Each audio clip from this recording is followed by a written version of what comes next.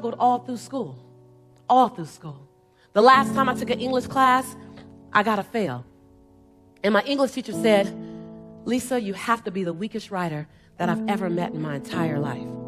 I recommend you get a desk job and you never speak in public. I look at my life, and for 18 years, I wouldn't touch a microphone. I wouldn't do anything near speaking. As much as I love speaking, I was afraid, say afraid. I was afraid of being judged. And this conversation today is about confronting your fear. Confronting your fear. And I remember for years, I wouldn't speak. People would say, God, you should be a speaker. I said, no. My teacher told me. My teacher said I shouldn't speak in public. And he's a speech teacher. He knows better. And so I got a job in accounting. I was horrible at it. I was in collections.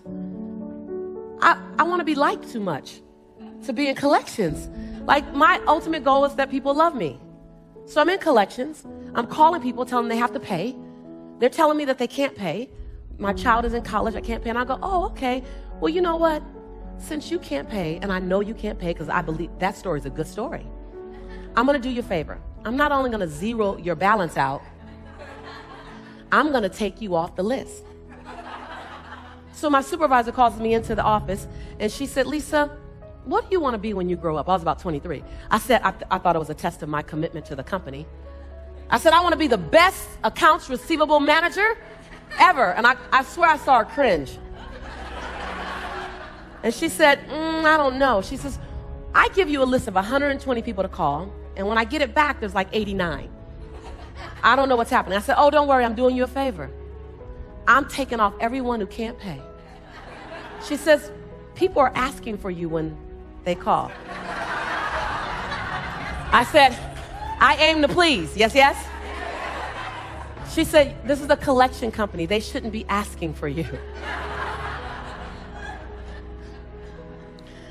She said, I have to release you to find your dream. I said, release me to find my dream. Do I clock in tomorrow and look for it here? She said, no. And so I got fired. 22 years later, I walk out on stage in front of 3,300 women. And this woman, when my sizzle reel was playing me on Oprah, Larry King, this woman's in the front row and she's crying. And all while I'm speaking, she's crying. And I go, you know, I can bring up a few tears, but I'm like, haven't even gotten started yet. She's crying. I don't know.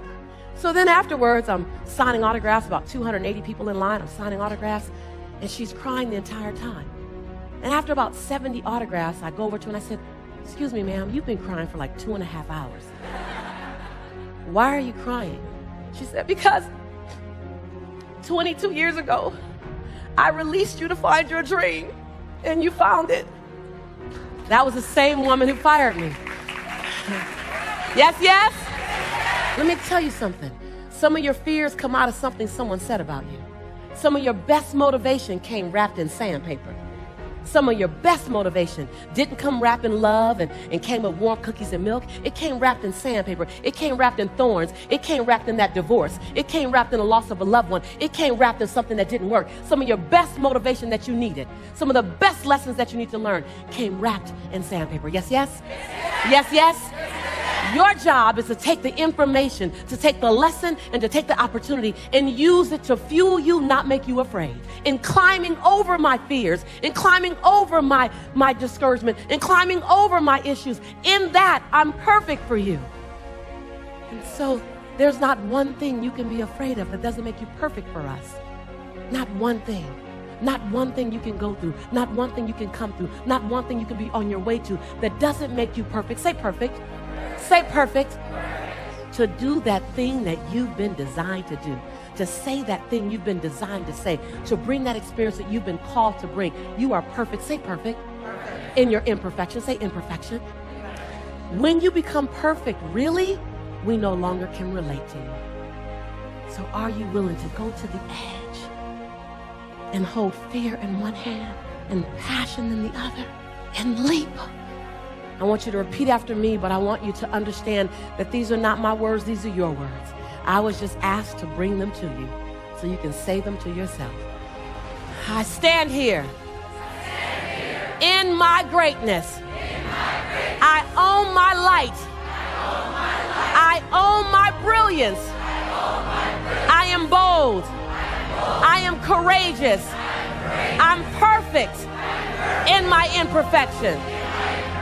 This is my time. This is my time. I'm bright enough. I'm old enough. I'm young enough. I've experienced enough. I'm wise enough.